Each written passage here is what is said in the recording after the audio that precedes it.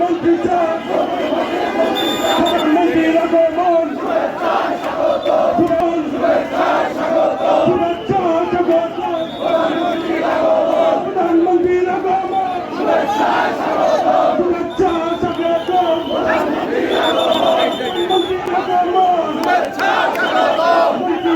মন্ত্রী চাই কমল ভাইকে মন্ত্রী চাই প্রধানমন্ত্রীর আগমন শুভেচ্ছা স্বাগত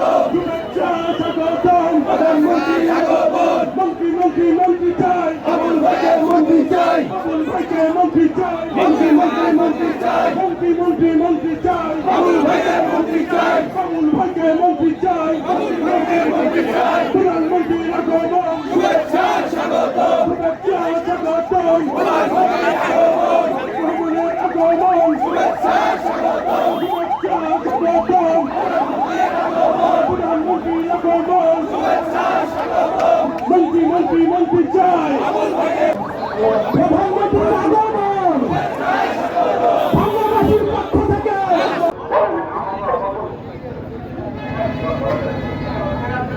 প্রধানমন্ত্রী জননেতা তারেক রহমানকে উপলব্ধ করে বাংলাদেশ জাতীয় মাননীয় প্রধানমন্ত্রী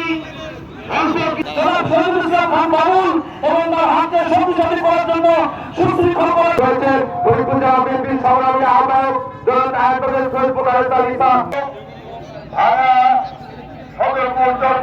অঞ্চলের জনগণ বরিশাল যাওয়া উপলক্ষে আমরা অত্যন্ত সুশৃঙ্খল ভাবে তারেক রহমানকে আমরা অভিনন্দন জানিয়ে আমরা এখানে দাঁড়িয়ে যাওয়ার জন্য অনুরোধ করছি। সকলকে ধন্যবাদ।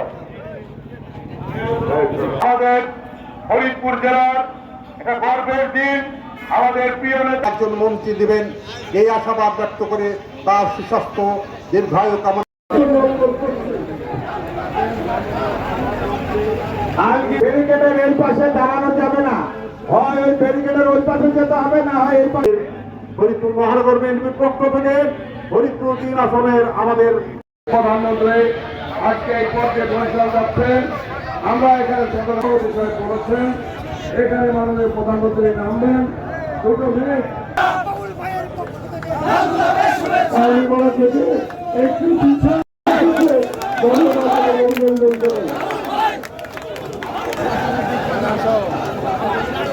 রাস্তার মাঝখানে সকলকে গাড়িতে বাইরে করে দেখা যেতে হবে।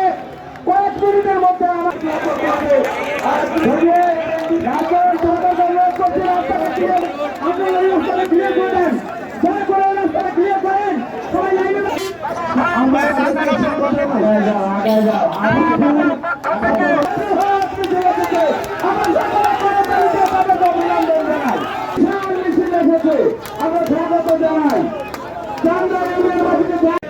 আমরা ফরিদপুর বিভাগ চাই, আমরা ফরিদপুরের সিটি কর্পোরেশন চাই, আমরা ফরিদপুর একটি বিশ্ববিদ্যালয় চাই।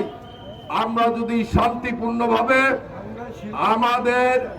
আমাদের নেতাকে আমরা যদি সুন্দরভাবে ভাঙ্গার উপর দিয়ে যাওয়ার জন্য সহযোগিতা করি, অবশ্যই উনি আমাদের এই সুশৃঙ্খলাকে গুরুত্ব দিয়ে আমাদের ফরিদপুরের এই মৌলিক চাহিদা পূরণ করতে পারবে ইনশাল্লাহ। এবং আমরা ভাঙ্গায় শিল্পনগরী চাই, কি চাই না? নেতা যাবে, নেতা যাতে আমাদের উপরে সন্তুষ্ট থাকে, এই সন্তুষ্ট করার জন্য আমাদের যা যা করা দরকার আমরা ব্যক্তিগতভাবে উদ্যোগ নিয়ে সেগুলো সম্পন্ন করব। এই অঞ্চলটা এক সময় যে আওয়ামী লীগের মনে করা হয়েছিল, জনাব শহীদুল ইসলাম বাবুল তারেক রহমানের নির্দেশে, তার অনুপ্রেরণায় এই অঞ্চলকে তারেক রহমানের ঘাঁটিতে রূপান্তরিত করেছে।